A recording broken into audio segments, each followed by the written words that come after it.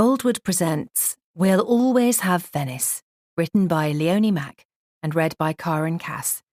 The moral right of the author has been asserted. This performance is owned by Boldwood. The last few eventful years, fraught with change to the face of the whole earth, have been more fatal in their influence on Venice than the 500 that preceded them. John Ruskin, The Stones of Venice, Volume 2, Chapter 1, Section 2. Prologue.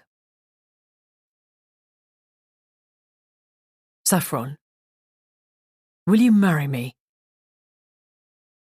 Norah froze. This wasn't happening in reality, right?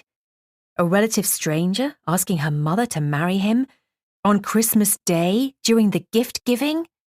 No way! She must have been back in the hospital on a cocktail of medications, imagining the middle-aged man on his knee in her sister's living room. A twinge of pain shot down her bad leg on cue. Neil, I'm so happy. I'd love to marry you. Unfortunately, the passionate smooch Saffron smacked on Neil's lips, complete with kissy noises, was not a hallucination. Norah met her sister's equally horrified gaze over the tops of their bobbing heads. If Dee was seeing this too, it had to be real. With a whump, the feelings hit her all at once. Doubt, fear, annoyance, and worst of all, jealousy. Saffron, who'd rarely kept a boyfriend for longer than a phone contract, was slipping a diamond onto her finger, while Norah had committed everything to Andre, and all she had left was the taste of disappointment, still sour after 6 months. Should she be happy for Saffron? Could she fake it? Was she a terrible daughter for doubting Neil would last, despite the diamond? She dreaded the prospect of attending a wedding. She hadn't been formally engaged to Andre, but they'd both pictured it in their futures, until she'd faced the challenge of learning to walk again. He'd been gone before she'd even woken up from surgery.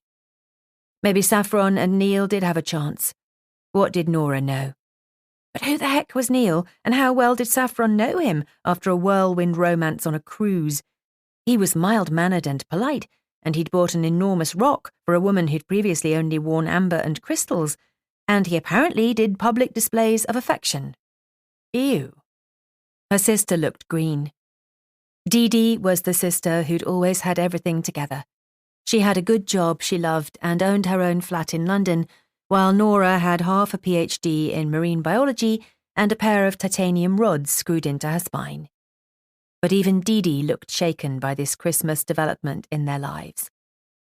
The lovers finally pulled apart, and Saffron turned to wink at Dee. Oh, God, no. Norah cringed, but Saffron had another unwelcome wink for her younger daughter. I think I'm just about ready for marriage at 63, she said gleefully. Congratulations, Mum, Dee managed, her voice gravelly. Saffron patted her on the knee. Someone needs to show you how it's done, sweetheart, she said. Norah choked, watching Dee's pallor change from green to white. She knew Dee hated the hints about getting a boyfriend, and Saffron had no right to judge after the example she'd set her daughters. It was one of the reasons Norah had been so happy with Andre.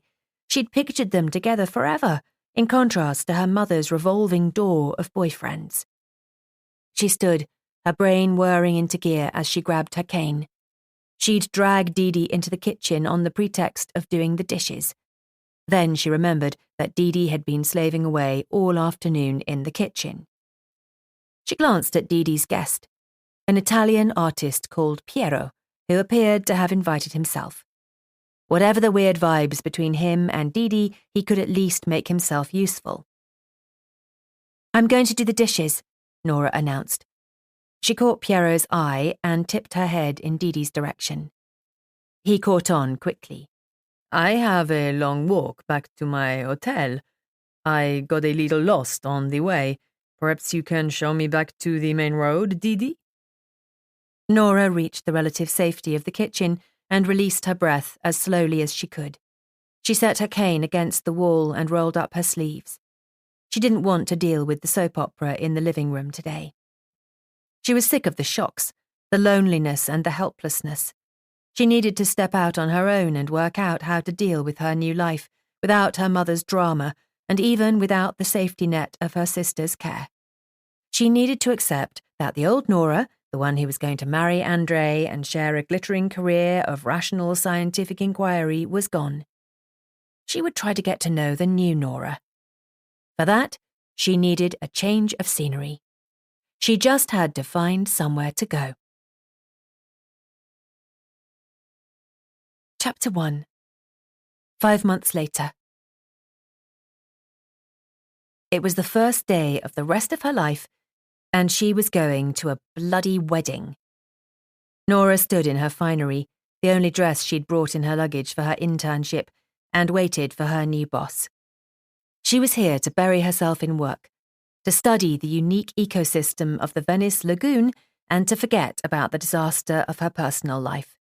But even here, in the long foyer, the portego of a Venetian palazzo, the past year haunted her. The eyes of a maiden in a tapestry on the wall, yes, there was an actual medieval tapestry on the wall, followed her as she wandered the tiled portego, clutching her cane. The Greek marble bust seemed to look through her with his sightless eyes. The cherubs in the corners of an enormous tarnished mirror were whispering behind their hands about her and wiggling their little bottoms. They hung from the frame precariously, as though any minute now she'd hear a crack and a little figure would fall onto the black and white tiles. A grand but worn marble staircase led to the upper floors, including Norah's tiny studio apartment underneath the aging beams of the roof, her home for the summer. The apartment was cramped, and the ceiling was low, but at least it didn't have creepy decor that appeared to watch her every move. Worst of all was the damn bird. It was a bas-relief phoenix in an elaborate marble portico over the door. A phoenix. Of course there was a bloody phoenix, and she knew it would haunt her for the next 10 weeks, making her think that she might still make something of her life, that Norah York could rise from the ashes of hurt and failure and face her future. Norah Phoenix York, to copy precisely from her birth certificate. She'd always thought saffron must have been high when she'd filled out the forms registering her birth. Now it felt as though her mother had planned all of this, giving her a ridiculous middle name in a conspiracy to make her believe there would always be hope for the future. She wasn't ready for hope. Bitterness had been her good friend this past year, and this new start was a poorly paid internship at an environmental NGO, not the prestigious PhD program she'd left behind. But at least she was out of London, out of the clutches of her loved-up sister and her mother, the bridezilla. Instead, she stood in a Venetian palazzo, the ancestral home of Emanuela Delfini, world-renowned biologist, philanthropist, and sustainability campaigner, who obviously struggled with interior decorating. She scowled at the phoenix. Its beak and the tips of its wings looked as though they'd once been gilded, but there was only a patina remaining, a ghost of gold. Perhaps this phoenix was approaching 500 years old and was about to go up in a puff of smoke. Good luck to it in its next life. A dark portrait of a menacing-looking woman with a stiff lace collar was watching her now, as though she were whispering, "For the crime of being young and naive and thinking you are in love, you are cursed to attend weddings endlessly. Mwahaha." At least she was now only one of those 3 things, although she certainly felt older than her 25 years after the past 12 months of pain and heartache. "Buongiorno, cara." Her host, Emanuela, or Manu, as she'd told Norah to call her, swept into the portego. She clasped Norah's shoulders and kissed her on both cheeks, which seemed a little familiar after less than a day, especially in combination with the cara, which she thought meant dear, or something that sounded similarly patronising to Norah's English ears. But at least Manu was friendlier than her house. Manu had neat dark hair clipped back at the nape of her neck with a tortoiseshell clasp. She was as elegant as her aristocratic background and her 40-something years, and just looking at her made Norah stand up straighter. She wore a flowing dress, simple but stylish, with an asymmetrical neckline and three-quarter sleeves. Norah patted her hair, rolled up as neatly as she could in some kind of chignon. She'd never had the patience for her long hair, but André had liked it, a feminine touch, he'd said. Hindsight made her wonder if he'd meant that she was too much of a tomboy, but she reminded herself crossly that wondering wasn't doing her any favours now. She smoothed the A-line of her frock. Manu had said nothing about a wedding in the stack of materials she'd emailed in preparation for Norah's stay. "You look perfect," Manu assured her. Although, she glanced critically at Norah's shoes. Norah had put on the pretty slingbacks she'd inherited from Didi, even though the low heel made her feel wobbly. Looking at Manu's fabric slippers made from thick embroidered silk, she wished she'd stuck with her comfy espadrilles. "Oh, it'll be all right," said Manu with a dismissive wave. "Come, let's go catch our boat." "What kind of wedding is it anyway?" Norah asked as they made their way down the stone steps to the ground floor. Manu had assured her she was invited, but had said little else. Norah hoped there would at least be decent food. "You'll see," she said, with a twinkle in her eye. Manu swung the door open and Norah jumped. She couldn't be certain whether it was because of the suddenness of the movement or the creepy bronze door knocker that looked like an angry demigod in mid-yawn. They stepped out into the cool, shaded alley at the back of the house. There was bright sunshine somewhere high above them, but it didn't penetrate the alley at this time of the morning. Manu set a brisk pace through the labyrinth of Santa Croce, past mask workshops, under an archway bearing a skull and crossbones, and around so many blind corners they would have collided with at least 6 tourists if the hour had been any later. Before Norah realised how far they'd come, they'd reached the Rialto Bridge. Manu steered to the right, avoiding the little stand selling all manner of tat, and they walked along the stone balustrade and over the Grand Canal. The air was still fresh with dawn, although the sun came up early in mid-May. The canal shone golden in the long rays, sending glittering ripples over the palazzi along the canal. The buildings were red and pink and terracotta, with white detailing and awnings in bright red or green. Boats bobbed gently, although there was little breeze. Norah was struck by the immensity of the sky. Cottony clouds hung lazily over the city, but it was otherwise wide and blue and stretched in all directions, as though Venice sat on clouds rather than sandbanks and ancient tree trunks. It was a stunning setting for a wedding. The thought made Norah scowl. From the Rialto Bridge, it didn't take long to reach the heart of the city, the Piazza San Marco. Norah's steps faltered when she walked out from under the arches into the famous square, but it had nothing to do with her cane or her damaged nerves. It was the sudden shock of being here, in Venice. She'd tried to tell herself she was excited about her work, the lagoon, the unique geographical and environmental challenges. But it was impossible to think about algae when she was confronted with the overpowering golden grandeur of the Basilica di San Marco and the countless arches hewn from bright white stone. She could stare at it all day, watching the figures and creatures on the facade come to life. "Are you coming, Norah? The Basilica won't leave without you, but our boat might." She shook herself and hurried to catch up, feeling sluggish in comparison to her lively hostess. They bustled through the smaller square, the Piazzetta, past the pale facade of the Doge's palace to where a crowd was gathered at the edge of the lagoon. But the crowd was nothing in comparison to the flotilla of boats dotted across the basin.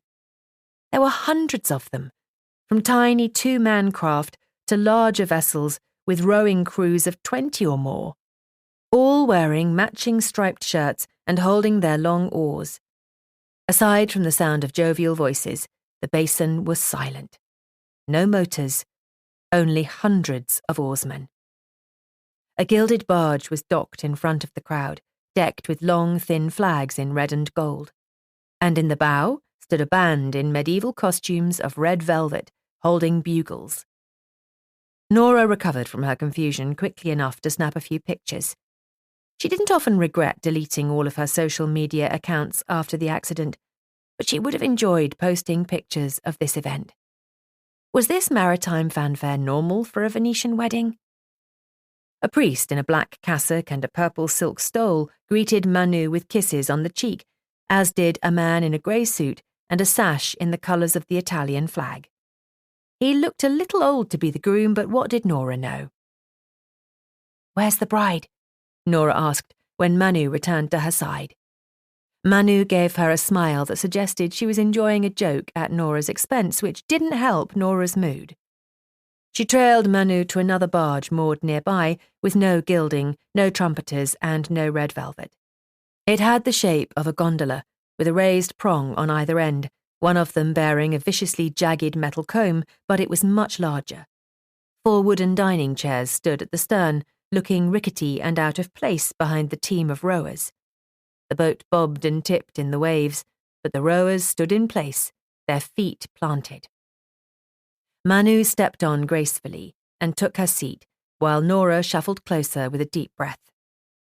It could have been worse for her first time in a boat since the accident. They would be slowly bobbing across the canal, not roaring off. She could swallow her nerves in front of her boss. The Phoenix was right.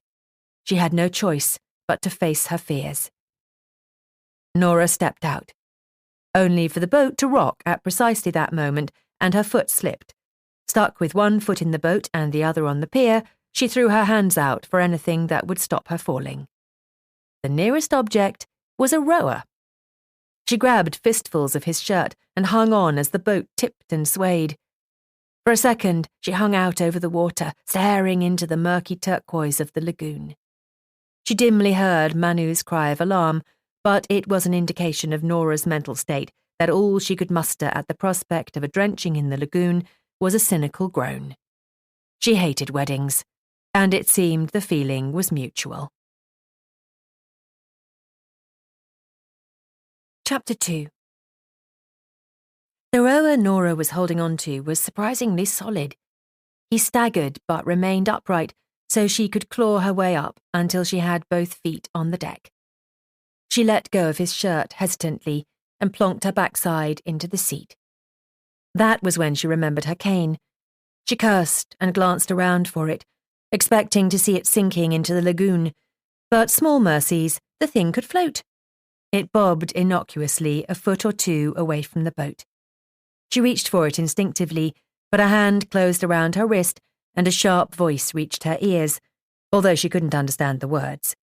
She glanced up at the rower, and her mind blanked. Even if he'd been speaking English, she wouldn't have understood a word. She could only stare. He was beautiful. There was no other word for those warm brown eyes, thick lashes, and sculpted features. Norah swallowed. "I'm sorry." "What?" she murmured. He switched to English. "I'll get it." He turned away before she could thank him, lifting his long oar to fetch her cane. In comparison to the sleek, polished wood of his oar, her medical-issue aluminium cane looked stumpy and cumbersome, but she sighed with relief when she held it in her hand again. "Thank you, grazie," she said, trying not to stare at his cheekbones. "Niente," he said with an easy smile. "Buongiorno, Gianluca," Manu said, rising from her chair. His smile tightened and he hesitated before turning to her. "Ciao, Manu." He kissed both of her cheeks. "I didn't know you'd be part of our company today," she said, but his only response was half a shrug. "This is Norah," Manu continued.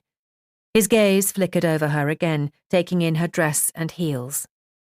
She held out her hand. "Ciao, come sei?" she said carefully. She'd asked her sister's boyfriend, the Italian artist who'd witnessed the debacle at Christmas, to teach her a few phrases in Venetian dialect, and when the rower's smile widened, she was glad she had.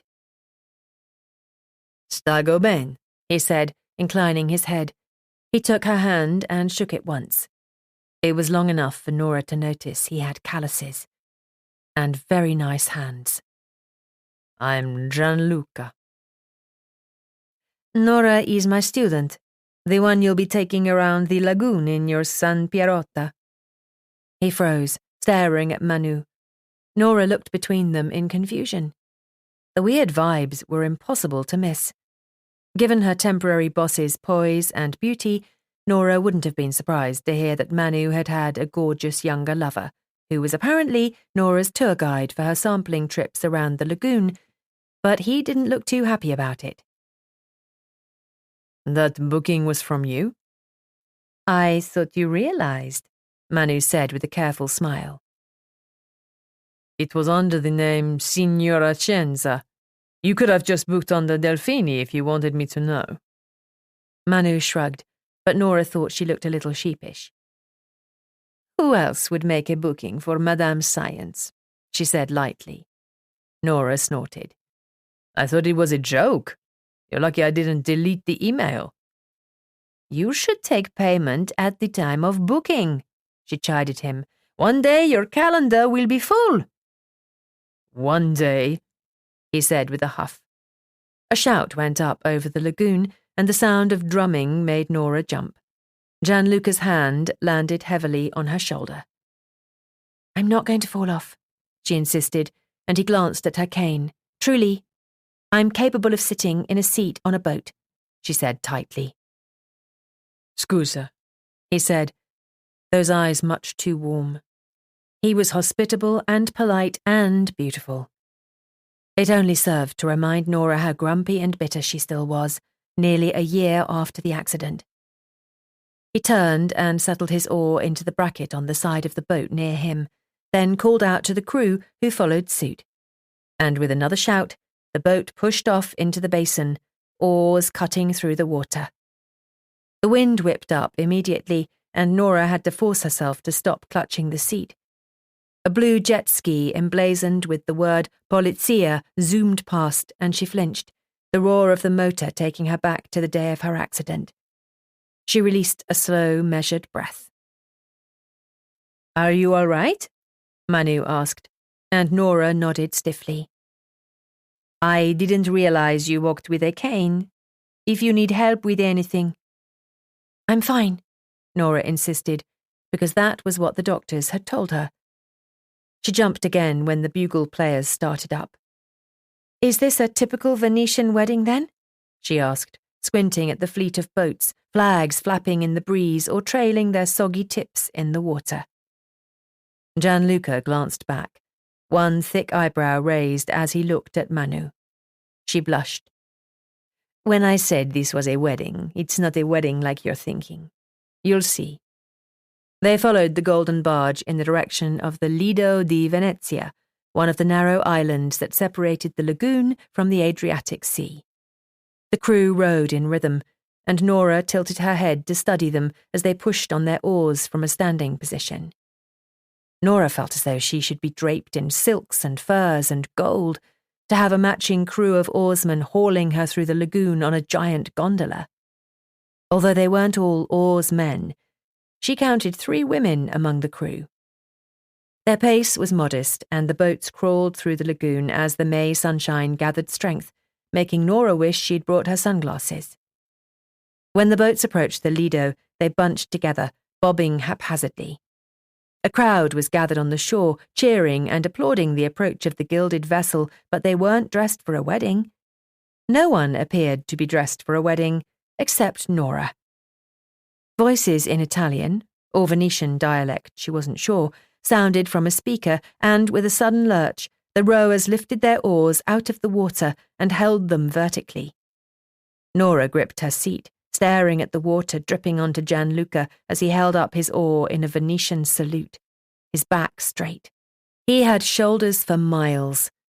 Nice one, Manu. Being single and in her 40s sounded pretty good if there was a guy like that in Norah's future. If that's the groom, where's the bride? Norah asked Manu. The groom is the Sindaco, the mayor, on his official boat, La Serenissima, which is built to look like the Doge's Bucintoro from history. The bride, said Manu, pausing dramatically. is the sea. Norah blinked and then burst into laughter. She clapped a hand over her mouth when she noticed how the sound rang out over the solemn occasion she was witnessing on the breezy lagoon. A female rower shot her a look over her shoulder. But really, someone was marrying the sea? In a fancy gilded boat with a bunch of buglers in tunics? Why was she the only one laughing? She squinted to watch the mare take a small object from a velvet cushion and toss it into the sea. It landed with a subdued plop, dragging its waving ribbon under the water after it. "The wedding ring?" she guessed, with a snort of laughter. "Exactly," said Manu. "It's called the Sposalizio del Mare, the marriage to the sea. It's been performed in Venice for over 1,000 years, off and on around Ascension Day, the Festa della Senza. And afterwards we celebrate with regattas and mass." As Norah imagined the ring slowly sinking through the cloudy water, pulling its ribbon, she could almost believe there would be a ghostly face tracking its progress with longing eyes. The spirit of the lagoon, wishing she could take human form and consummate her love for the city.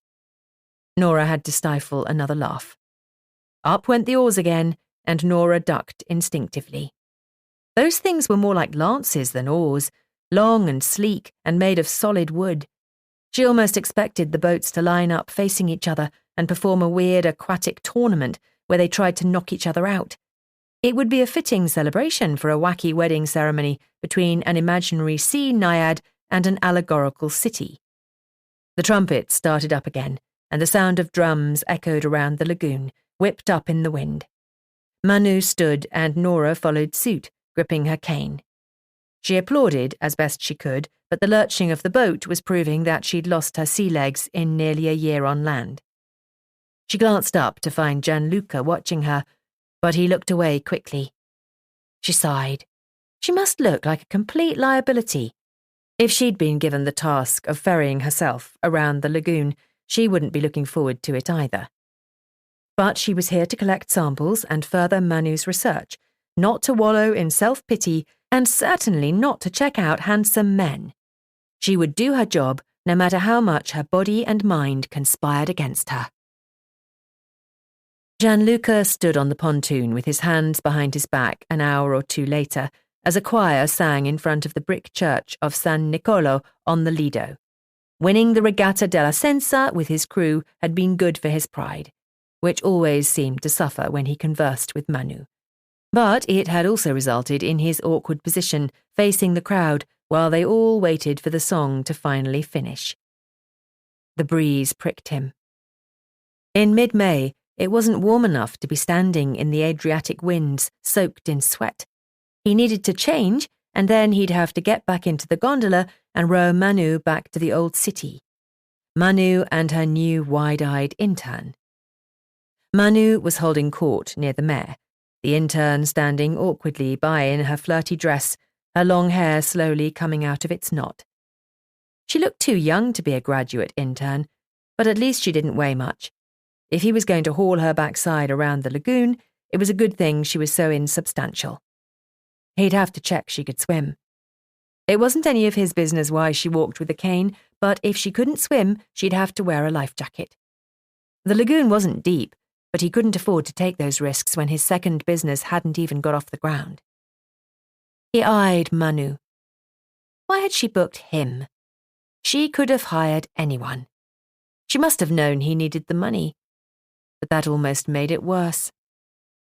The choir fell silent and the crowd cheered the end of the song resoundingly. With unnecessary fanfare, the mayor presented Gianluca, his best friend Pino, and the rest of their four-man rowing crew with the winners' flags. He grinned at his friend Chiara in the crowd as she whistled and cheered. She'd won the women's event, as she always did, and then screamed her lungs out for the crew from their rowing club. They posed for photos in their striped shirts, and then he was free to leap off the pontoon and join the crowd for a rousing chorus of Viva Venezia, which sounded more like a football chant from his rowing club friends than the folky chorus sung by the grey-haired gondoliers for the benefit of the mayor. The intern, Norah was her name, was taking photos of the ritual with a baffled smile. He could imagine it all looked strange to an outsider: the boater hats, the white embroidered robes of the priests, the mandolin, and the bunch of sweaty rowing hooligans crooning in the background. After the crowd dispersed, heading either for the market or into the church for Mass, he took his bag from Chiara and fished out a fresh shirt, peeling off the sweaty one with one arm. He was about to tug the clean shirt over his head when he caught sight of Norah staring at him. She stood frozen, her phone up, as though she'd been in the middle of taking a photo. When he'd stripped off. This could be a problem. He pulled his shirt over his head and shoved his arms into the sleeves. She hadn't looked away yet. His skin prickled, and it wasn't from the wind. He caught her eye deliberately, keeping his brow low. He didn't want to embarrass her, but he also didn't want her to make assumptions about him. He was used to being watched and looked at and judged by a crowd of tourists who thought his home was a theme park and his job just for show. But he couldn't handle the assumptions that because he was single, he would know how to show a visitor a good time, no strings attached. He had strings, big ones. But when she met his gaze, she didn't look embarrassed. She looked annoyed, as though it were his fault she'd been staring at him. How strange. He approached, and finally a tinge of pink touched her cheeks, but he didn't speak to her. Instead, he touched Manu's arm lightly to get her attention. She turned to him with a smile that he always imagined looked a little pained. What time would you like to go back? I'll be in the market with the others, he said in dialect. Manu preferred to speak standard Italian, but he was stubborn like that. Manu grasped his hand, and he stared with misgiving at the unexpected gesture. Gianluca, won't you take Norah with you? She'll be so bored in Mass. Norah looked warily between them. Okay, he said, switching to English as Manu had done. He jerked his head in the direction of the stalls stretching along the waterfront. Come. Norah's expression suggested he'd been unnecessarily abrupt, but he was wary of Manu's motives for involving him. Ciao, Bella. Who's this? Pino asked with a grin when Gianluca approached. New friend? This is Norah. She's working for Manu for how long? She shook hands with Pino. 10 weeks, she said. I didn't realize Italians actually said ciao bella for real. Ciao bella, that's amore, la dolce vita, capisci? Welcome to Venezia, Norah. I'm Pino. You want to ride on a gondola? You come to me, okay? You're a real gondolier? She asked. Not that I imagine there are any fake ones. Only in Las Vegas, Pino quipped, but the gondoliers are much better looking in Venice. Gianluca couldn't quite muster a smile. He was curiously unwilling to join in with the habitual banter. If Norah was Manu's protégée, then she wouldn't fit in with his old friends. But there was something about her droll smile that he liked, despite his reservations. Chiara is a gondoliera too, Gianluca explained. But they won't let me work as one officially, and I'm not as good-looking as Pino, Chiara said with a dry look for her friend. So he's right. You want a gondola? You pick him. Got it, Norah said. But I thought Gianluca was going to be taking me out into the lagoon. Aye, brava, yes. If you want to go out into the lagoon, then Lulu's your man, Pino said. He pinched Gianluca on the biceps, making him yelp and scowl at his friend. Lulu, is that really your nickname? Norah asked. Gianluca is fine, he said flatly. Her eyes were bright with amusement. Aye, aye, Captain Lulu, she snorted. He couldn't help it. He smiled back. Pino laughed. We'll keep you. He slung an arm over her shoulder and steered her in the direction of the market. Gianluca shook his head and followed slowly. She was in Venice for the summer, and then she would leave. He understood better than most the importance of keeping his distance. Chapter 3. Mum? Norah paused on the last step of the scuffed marble staircase, holding her phone to her ear. Manu had invited her for aperitivo, drinks and antipasti, after a busy week getting to know the lab on the mainland and preparing equipment for her first sampling expedition the next day. After a week of eating mainly pot noodle, either in the lab or her apartment in the palazzo, she couldn't wait for some proper food. Although, to be honest, she'd loved the fact that no one was there to tell her off for her student habits. She'd felt a bit more like her old self. Except she didn't, because her old self came as a pair with André and was gone for good. Sweetheart! Saffron's exclamation would have echoed embarrassingly around the walls of the palazzo if it hadn't been on the end of a phone call. I'm glad I caught you. I'm likely to be free on a Friday night, she muttered. No handsome gondolier sweeping you off your feet yet? Saffron asked. I did meet a gondolier, actually, Norah said, glad her mother couldn't see her poor attempt to keep a straight face. Pino, with his hipster beard and poor taste jokes, wasn't exactly a romantic hero, and besides, he'd been open about his homosexuality. But Saffron didn't need to know that. A lovely guy called Pino. She took the last step and approached the enormous wooden door that led into the portico. One leaf stood open, but the other was bolted shut, looking creepy in the insufficient light with its dips and pock-marked carvings. Marvellous! Saffron's voice lifted a further notch. You'll have someone to bring to the wedding, perhaps? Norah nearly choked. She leaned heavily on the door. Have you set a date? Is it that soon? Oh no, sweetheart, next year, I think, but I do worry about you coming to your mother's wedding alone. That was her fate, wasn't it? Coming to her mother's wedding alone. But once that was done, she could happily focus on her research career and be single and elegant like Manu, or as best she could without the inherited wealth.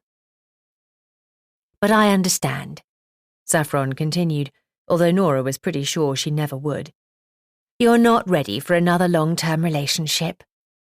Saffron wasn't given to understatement, but she achieved it then in spades. Just a fling, then, with your gondolier? Something like that. So, sweetheart, I wanted to give you a quick call about something important. You know how much trouble I've been having deciding on a theme for the wedding. Saffron continued, and Norah breathed out. Nothing important then. Well, your photos from last weekend, combined with everything Dee Dee has told me, have convinced me that I simply must get married in Venice. Norah blinked. Get married in Venice? She parroted. Is that even legal? What about expense? Don't worry about that. Neil is quite well off, you know. He's completely supportive of celebrating in style, and we both loved the city when we visited in January, our first mini honeymoon together. We'll book out one of those charming palazzos, and everyone can arrive by gondola. Mum, I'm not sure you understand just how expensive that would be. Booking out a whole palazzo. Saffron hesitated. You might not understand just how rich Neil is, she said carefully. Her tone was unusually sober. He'd have to be a multimillionaire at least to be able to afford what you're thinking, Norah pointed out. At least, Saffron murmured. Norah's jaw dropped. Neil is a millionaire? She'd never met one before, Manu probably excluded, so she couldn't have been expected to know they could look like ordinary balding men who wore loud bow ties. I had no idea. I've never even heard his last name. It's Brunswick. Do you think I should change mine? I thought I'd been Saffron York for too many years to manage changing it, but Neil and Saffron Brunswick does have a certain ring to it. Neil and Saffron Brunswick, Norah repeated dumbly, letting her forehead drop to the rough wood of the door. None of this felt real. This is where you come in, sweetheart. Oh no. Norah was regretting this already, and she hadn't agreed to anything yet.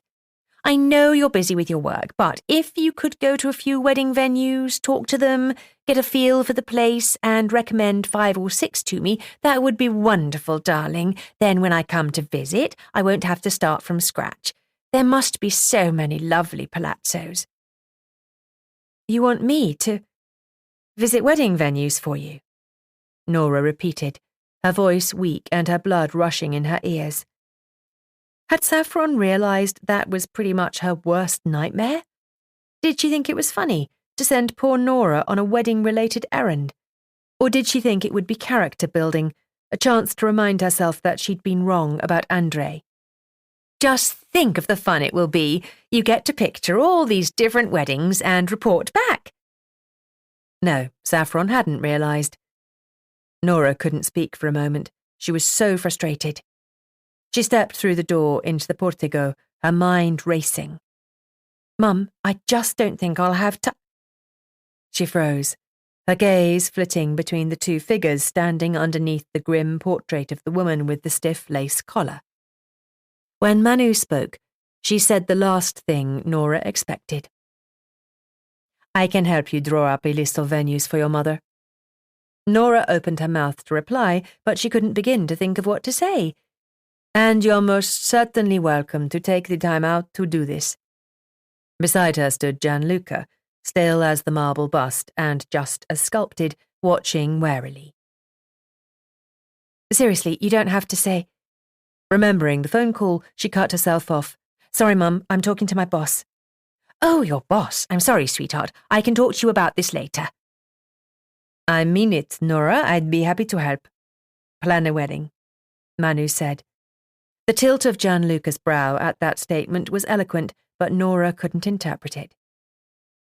It's highly unprofessional, Norah murmured. Don't worry about that. You're a guest as well. I'll help you gather some ideas. Thank you, Norah said, her voice high. I'll go now, Saffron said over the line. Keep me posted on the gondolier. Norah couldn't stop her eyes from swerving to Gianluca. His hair hung over his forehead in a dark wave, and those cheekbones looked divine in the shadowy light of the glass chandelier. Manu clutched a hand to his forearm in an odd gesture that Norah interpreted as proprietary. He pulled his arm back in discomfort. Saffron had hung on to some of her boyfriends like that, and some of them had been nearly as young as Gianluca. Ugh. Norah disconnected the call with a rushed farewell. I'm so sorry about that, she blurted out. You don't have to help. I'll just tell my mother I can't. I'm too busy. I'm here to work after all. No, Manu insisted, a little too strongly. I'm not paying you enough for you to ignore your mother's wishes. And tell her she's welcome to stay here if she comes to visit. Space is something I have a lot of. Gianluca shifted uncomfortably. He clutched the handle of a shopping trolley bag, and Norah wondered why he was there. Perhaps Manu had invited him to dinner? I'll put together a list of venues for you to start with, Manu said with a firm nod. But for now, Gianluca needs to know what you are taking tomorrow. Right, tomorrow. Her day out on a boat with a hot man. A day full of sampling, she reminded herself. That was why she was here. I packed up the sampling array downstairs. I noticed that. It should fit. Should fit, she said in alarm. I can't do my job without that equipment. Then perhaps Manu should have hired a motorboat, Gianluca said firmly but not unkindly. It's not a motorboat? She asked. How's it powered? She pictured a high-tech craft with solar panels and an electric motor. It's not powered, he explained. He glanced at Manu. You wanted an eco-friendly mode of transport. Manu booked me. Norah's gaze slid to his muscular arms. If you want to get all the way out to Torcello tomorrow, I'll have to get the boat to Murano tonight. We're rowing? To Torcello? I'm rowing you to Torcello. You can't get into the salt marshes in a larger vessel anyway. She thought guiltily of her sampling array, a plastic crate filled with tubes and stoppers and scrapers and anything she might need to bring her algae into the lab, and the essential but heavy vacuum pump. She was making him transport it with nothing more than sweat and muscle. We'll have to leave early for the colma de acqua, the high tide, then the magra de acqua, the low tide, will be just after lunch. I'll meet you here at 5:30 and we'll take the vaporetto to Murano to collect the boat. 5:30? She cried. His only response was a measured nod.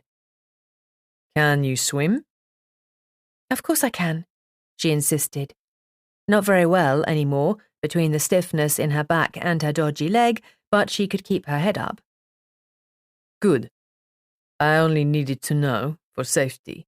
Is there anything else I should take now that we can't bring on the vaporetto tomorrow? She shook her head. Just the sampling equipment. I'll bring the vacuum pump and chamber with me. She couldn't leave Manu's expensive equipment out on a boat overnight. Se vedemo. I'll see you tomorrow then.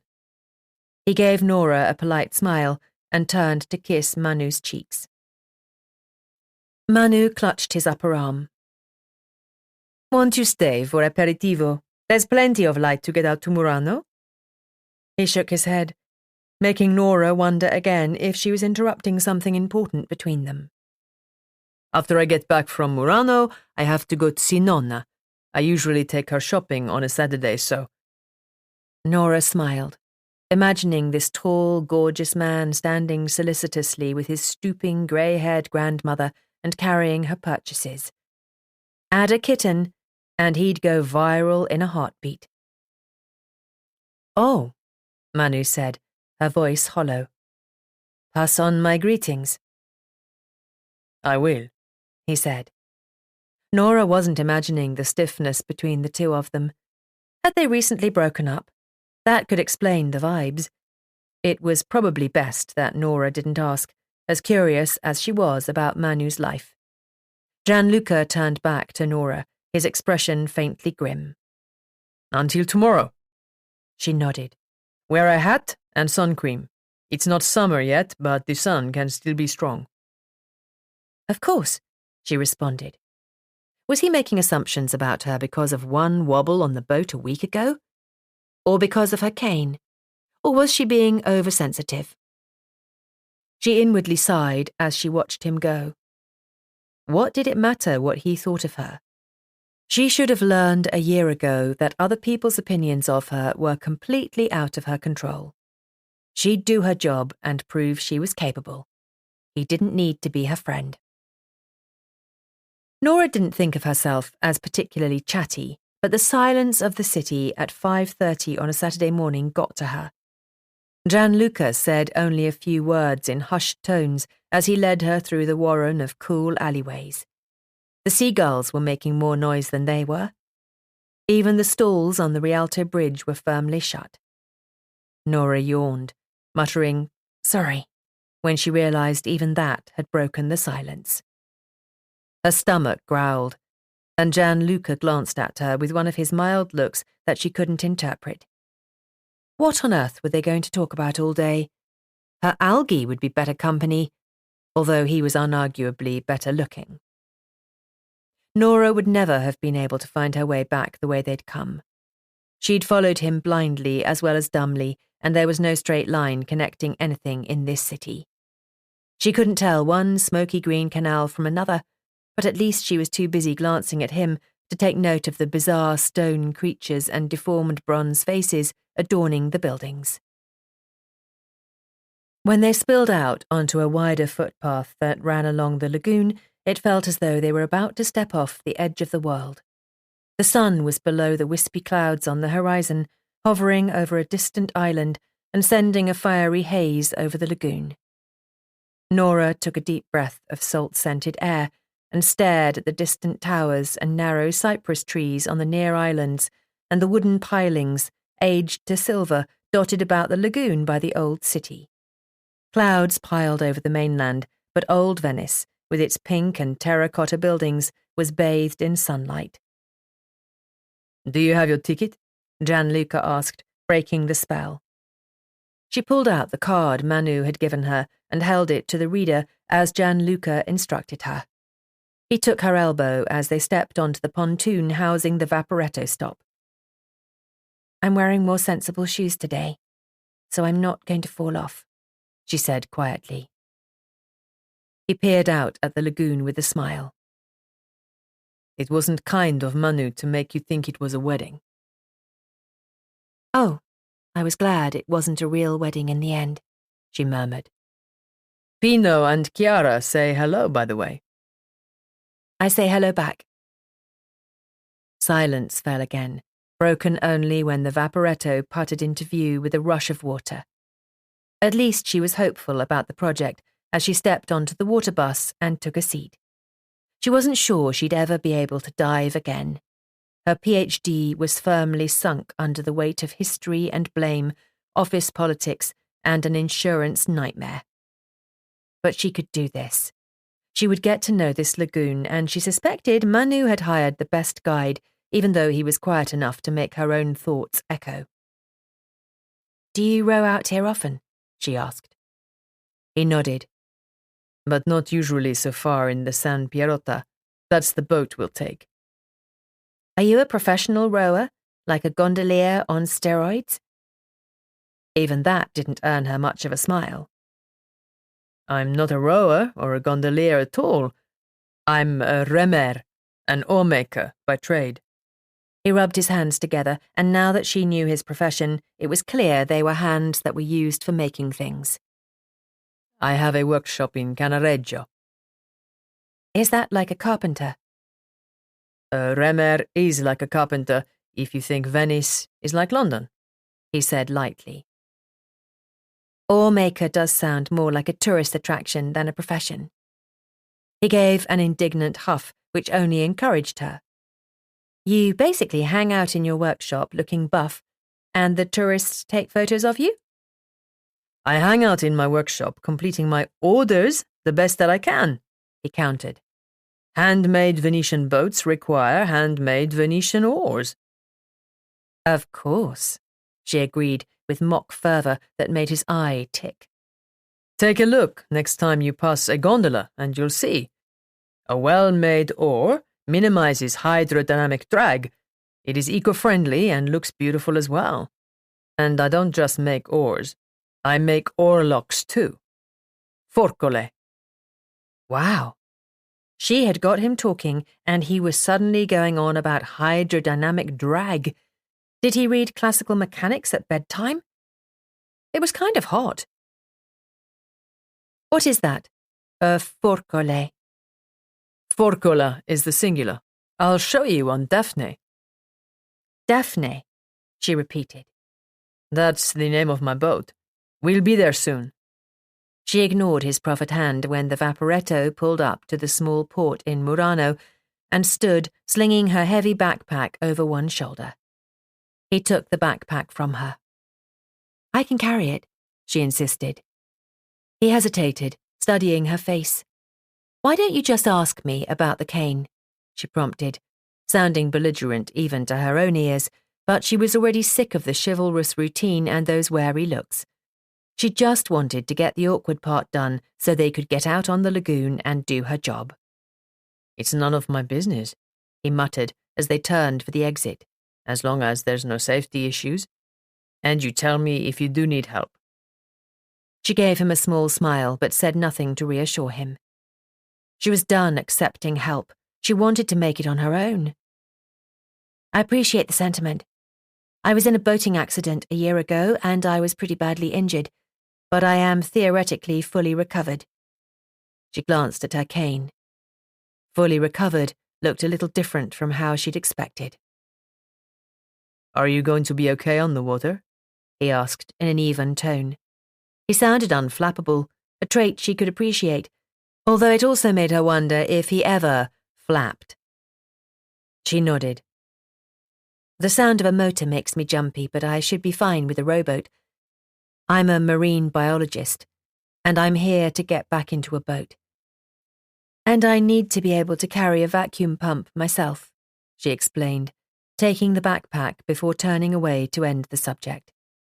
She snapped a few pictures as they walked along the fondamenta in the direction of Daphne, the boat. Norah would come back to Murano when she had more time, and in the meantime she'd send pictures to Didi and make her guess where they'd been taken. It was odd to think that her sister belonged here now. Didi was still working her notice in London. She was moving back in the next couple of months, but Norah was glad she had her own time in Venice before Didi arrived. She wasn't sure she'd have applied for the internship if she'd known her sister would hook up with a glassmaker from a long line of Murano glassmakers and turn her life upside down. First her mother, then her sister. For years, Norah had been the only one in a functional long-term relationship. But look at her now. Eccola! Here she is, Gianluca called from several meters ahead. The pride in his voice made her smile, especially when she saw the boat he was gesturing expansively at. Yeah, it was small, no more than 10 meters long. Norah's equipment was tucked behind the bow, secured under a tarpaulin. By the end of the day, she would probably have filled the entire boat with samples. There was a single plank of wood across the middle where she assumed she would be sitting as her bottom gradually went numb, and she'd have to squeeze her feet in behind her equipment. Where Gianluca was supposed to sit was a mystery to her. There was an oar strapped to the top, and she had to admit the long, slim implement, made entirely of wood, was almost a work of art itself. It was probably twice her height, with a gently flared blade painted with a red and white zigzag pattern. Well? He prompted. Norah arranged a smile onto her face. She's lovely, she said, unconvincingly, because Gianluca grinned. Norah blinked several times, trying to shake off the effect of that smile. Someone needed to do a PhD on his entire face and work out why the simple movement of his mouth could create such a reaction. Dai, come here, he said, holding out his hands. She'd put her hands into his before she realized what she was doing. Then her brain stalled, leaving her staring up into his face. Stupid brain. Chapter 4. Are you going to get in the boat? Yes, she said, releasing her breath on a huff and disengaging his hands. Just a bit nervous, she lied, regretting it immediately when his eyes dimmed with that familiar goes shopping with his grandma concern. But she'd prefer to be nervous than to lose her mind over a guy at this stage, a guy who was probably in love with her boss. Here we go then, she said brightly, and scrambled into the wooden boat. It wobbled like crazy, so she plonked herself down on the bench and dropped her cane onto the flat bottom. God, Gianluca was a good guy. He didn't even laugh, and she'd forgive the quick, amused smile he gave her because it made her stomach dip in a much more pleasant way than the boat did. He stepped gracefully onto the vessel, adjusting his balance. He untied the rope holding the boat to its piling, and they immediately started to drift. Norah clutched the bench.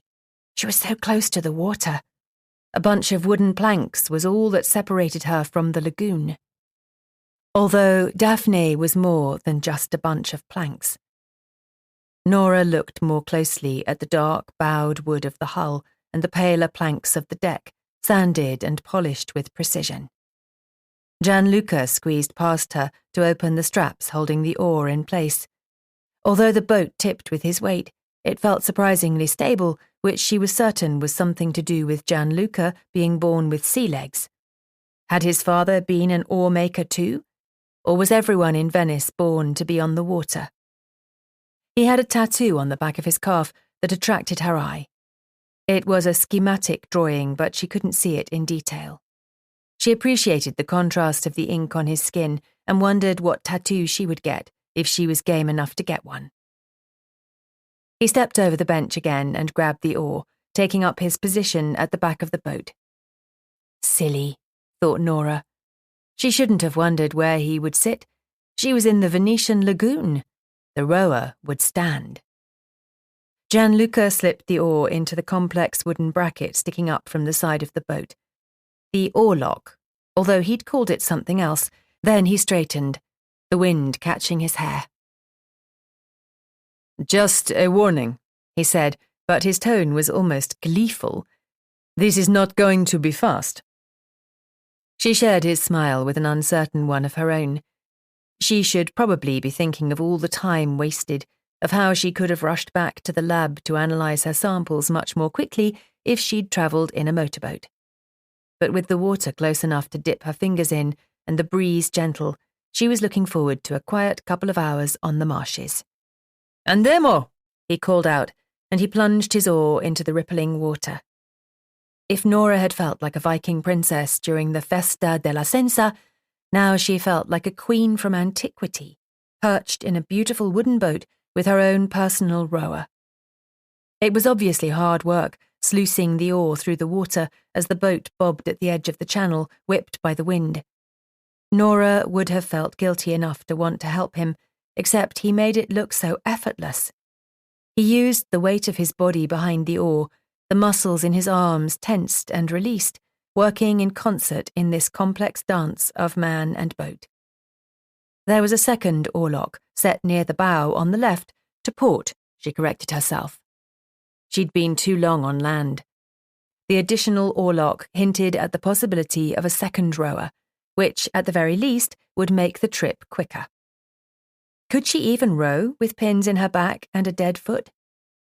It didn't bear thinking about. She could barely contemplate standing in the boat, let alone standing and pulling an oar through the water. They'd circumnavigated Murano, past its ancient brick basilica and innumerable glassworks, with a brief stop to grab panini, and Daphne was now bearing them to the wilds of the northern lagoon. Norah had her binoculars glued to her eyes and her heart in her throat. She'd read so much about the endangered salt marshes of the Venetian lagoon, a place with unique history and geography, that she was excited to see the first hints of grassy sandbanks. Behind her, Gianluca kept up his easy rhythm. The boat was almost silent, except for the occasional muted splash and the creak of the oar.